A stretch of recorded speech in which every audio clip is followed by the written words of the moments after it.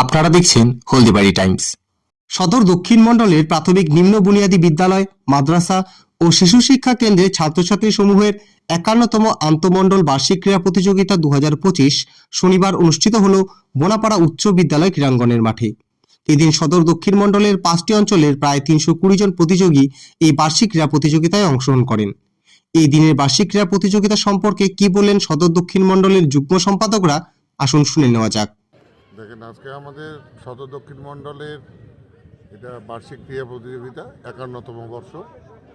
আমাদের এখানে primary school আছে হচ্ছে 83টা এবং শিশু শিক্ষা কেন্দ্র আছে 22টা।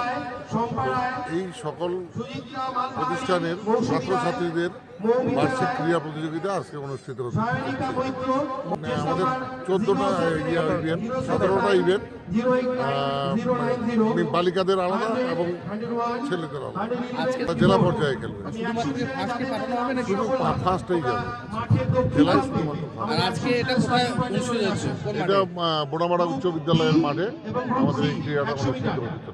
আজকে আমাদের 51তম আন্তঃবার্ষিক হচ্ছে মণ্ডল ক্রীড়া চলছে।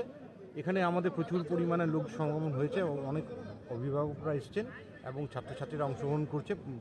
83টা বিদ্যালয় এবং হচ্ছে 27টা হচ্ছে এসএসকে থেকে এসছেন এবং হচ্ছে আমাদের যত জেলার নেতৃত্ব প্লাস হচ্ছে আমাদের হচ্ছে তোমার শিক্ষা আধিকারিক যারা আছেন প্রত্যেকে উপস্থিত হয়েছেন এখানে।